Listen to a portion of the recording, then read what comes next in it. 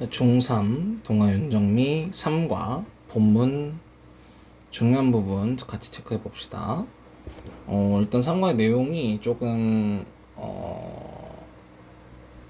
그래도 난이도가 없지는 않아서 내용 자체를 좀 잘 알아야 될 것 같고, 그리고 문장 하나하나의 길이가 좀 길어서 끊어읽기를 좀 잘해서 해석할 때 어려움 없도록 연습을 좀 해야 될 것 같아요.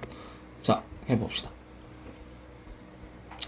자, 영어라는 것이 계속해서 빌려왔대. 종종 빌려왔대요. 얘는 이제 책에도 나와 있겠지만 계속적 용법입니다. 계속적 용법. 지금까지도 빌려오고 있다. 자, 단어들을 다른 문화나 언어들에서 단어를 빌려왔대요. 자, here are some examples. 예시가 있대. with interesting story. 아주 흥미로운 이야기를 가지고 있는 몇 가지 예시가 있대요. 여기는 동사가 are이고 주어가 examples예요. 도치가 된 문장입니다. 그래서 재미있는 이야기를 가진 예시가 나올 겁니다. 지금부터 같이 해볼게요. 첫 번째는 샴푸예요. 자, 샴푸라는 단어는 힌두어의 어떤 샴푸라는 단어가 있는데, 자, 컴마 위치, 그리고 그것은 and it이겠죠? and it. 그리고 그 샴푸라는 말은 to press, 누르는 것을 의미한대요. 누르는 것. 자, 왜 누르는 건지 한번 볼까? 인도에서는 this word, 이 단어가 사용이 되었대요. for a head massage, 머리 마사지 하는 것에 사용이 됐었대요. 근데 이제 이때 영국에 있던 무역인들이, 인도에 있는 영국 무역인들이 경험을 한 거죠. 뭐를? A bath with a head massage. 그러니까 머리 마사지를 가지고 있는 그런 목욕을 경험을 했어요. 그래서 그것을 introduced, 도입한 거지. 여기서 그것이 이제 a bath 어쩌고저쩌고겠죠. 그래서 헤드 마사지를 가지고 있는 그 목욕을 도입을 한 겁니다. 영국으로 18세기. 자, 그래서 이 샴푸라는 단어의 의미가 바뀌었대. 여러 번. 몇 번 바뀌었고, 뭐한 이유에 그것이, 그 샴푸라는 단어가 처음으로 들어왔을 때, 우리 엔터는 into를 뒤에 쓰지 않죠. 요거 조심합시다. 그래서 영어에 들어온 거야. 약 1762년쯤에 처음으로 영어에 들어왔을 때 이후로 몇 번 의미가 바뀌었었대요. 19세기에는 샴푸라는 것이 그것의 현재 의미인 머리를 감다라는 의미를 가지게 되었대요. 19세기. 그러니까 우리 이제 뭐 샴푸하러 가자 뭐 이런 얘기 하잖아요. 미용실 가시면. 그러니까 샴푸하다라는 어떤 하나의 표현이 생기게 된 거지. 그리고 얼마 안 있어서, 그 이후에 얼마 안 있어서 그 단어는 역시 또 사용이 되기 시작했대요. 뭐에? 특별한 비누, 머리를 위한 특별한 비누에도 사용이 되기 시작했다. 그러니까 샴푸라는 것이 머리를 감는 그런 행위에 대한 얘기였다가, 이제는 그 머리 감을 때 쓰는 그 세척액, 비누 같은 그런 물리적인 어떤 물건을 지칭하는 말로 바뀌었다, 이런 얘기예요. 그러니까 원래는 행위에 대한 단어였는데 이제는 물체에 대한 단어가 된 거죠. 자, 샴푸에 대한 이야기였고요. 그 다음 로봇입니다. 로봇은 사실 그 어떤 뭐 아는 사람들은 알 텐데, 희곡의 로봇이라는 그 뭐라고 해야 돼? 희곡의 제목에 로봇이라는 단어가 들어가요. 그래서 그때 이후로 로봇이라는 게 종종 쓰이게 된 겁니다. 널리. 자, 여기도 볼게요. 자, the word robot comes from the play RUR. 그러니까 RUR이 뭐 여러분들이 책에 있겠지만 뭐 로썸 무비, 유니버제인 로버티 뭐 이렇게 나오네요. 그게 뭐 로썸의 보편적 로봇 뭐 이렇게 나오는데, 아무튼 그것의 약자이고, 여기서 로봇이라는 단어가 처음 쓰이게 된 거예요. 자, 근데 어떤 것이냐면 그것이, 그리고 그것이겠죠 또, and it, 그리고 그것은 was written, 쓰였대 1920년에. 누구에 의해서? 체코의 작가인 카렐 카팍이라는 사람에 의해서 쓰여진 어떤 연극, 희곡에서 로봇이라는 단어가 왔대요. 그 연극에서 로봇은 기계인데, 어떤 기계? 인간과 똑 닮은 기계인 거죠. 자, 우리 감각동사들 뒤에는 바로 형용사가 오지 원래. 그런데 이렇게 like가 오게 되면 그 뒤에 명사가 올 수 있죠. 그래서 여기 like 꼭 빼먹지 말도록 합시다. 인간을 닮은 기계래요. 그들은 고안이 된 거래. 뭐 하도록? 인간을 위해 일하도록 고안이 됐고요. 그리고 생산이 된대요. 공장에서. 수동태 잘 보시고. 자, 가주어진 주어네. 재밌대. 뭐가? 이 생각이야. 로봇이라는 단어를 사용하자라는 생각은 오지 않았대요. 카펠 그 자신, 강조용법이네.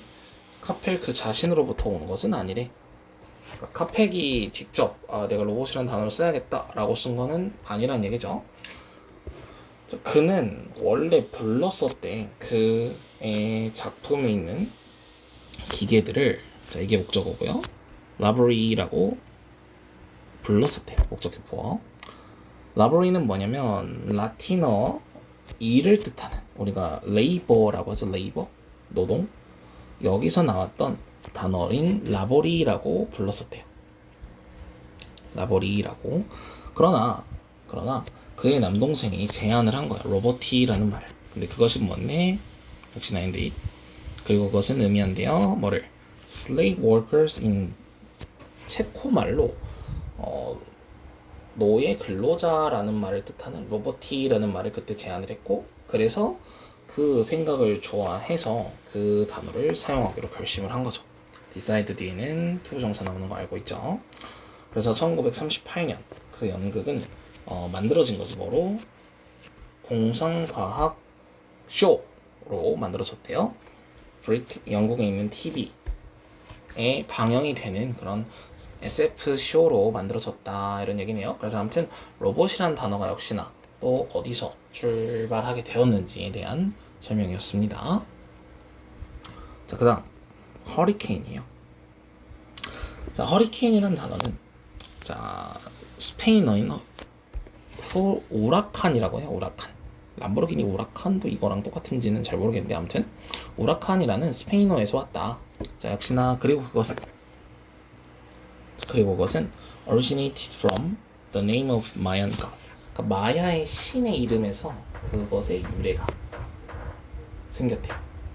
originate from 뭐뭐에서 유래하다, 뭐뭐에서 비롯되다, 뭐뭐로부터 시작하다, 이런 뜻입니다.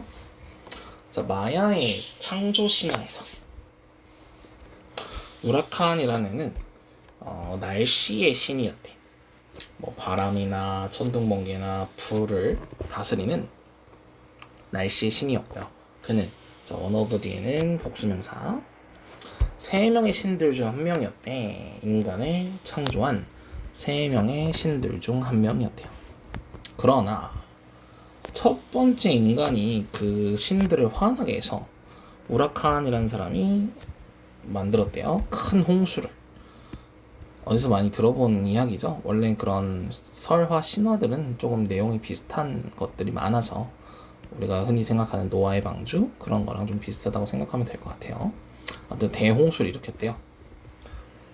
자, 처음 그 스페인이 마야 문명과 접촉을 했던 건, 얘가 주어네. 접촉을 했던 건 was in 1517. 그래서 1517년이었다.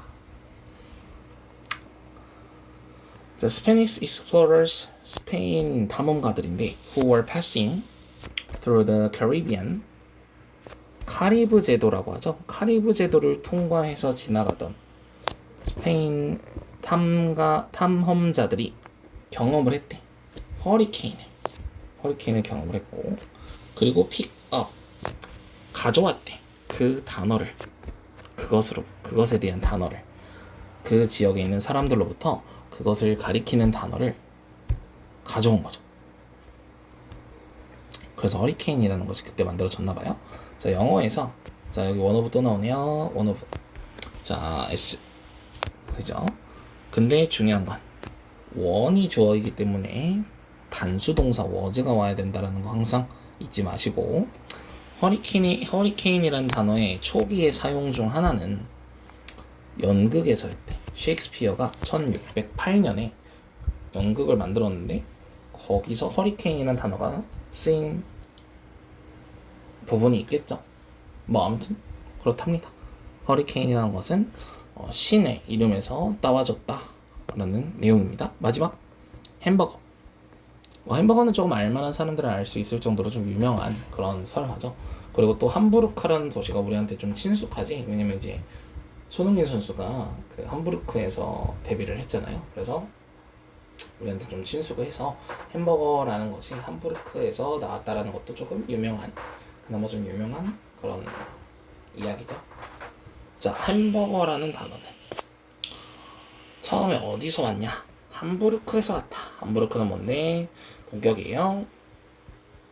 독일의 두 번째로 큰 도시인 함부르크에서 왔어요. 이 햄버거는 의미한대요. 뭐를? 사람이나 물건들. 함부르크에 있는. 독일어로 함부르크에서 온 사람이나 물건들을 의미를 한대요. 자, 근데 뭐 첫 번째 햄버거의 기원은 그렇게 명확하진 않대요. 첫 번째로 햄버거 누가 먹었는지. 그러나 뭐라고 여겨지냐면, 가져 신주원이 뭐라고 여겨지냐면, the hamburger was invented in a small town in Texas, USA. 그러니까 미국의 텍사스에 있는 아주 작은 도시에서 처음으로 발명이 됐다라고 여겨진대요. 자, 요거 우리 문장 한번 바꿔볼까요?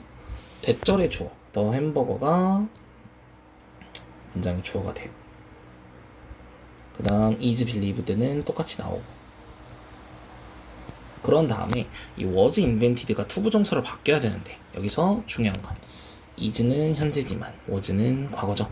그래서 여기를 to have been 이런 식으로 써줘야 우리가 주절의 시제보다 더 이전에 일어난 일이 대절의 시제겠구나 라고 생각을 할 수 있겠죠. 그래서 the hamburger is believed to have been invented 어쩌고 저쩌고 라고 해주시면 될 것 같아요. 자, 아무튼 1885년과 1904년 사이 언젠가 미국의 텍사스 지역에 있는 작은 마을에서 첫 번째 햄버거가 발명이 됐다라고 여겨진대요. 그렇대요.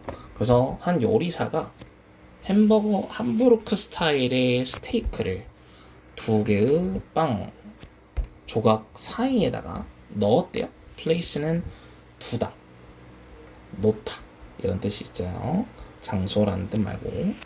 그래서 두 개의 빵 조각 사이에 넣었고 사람들은 부르기 시작한 거지. 그러한 음식을 목적어 햄버거라고 부르기 시작했대요. 그죠?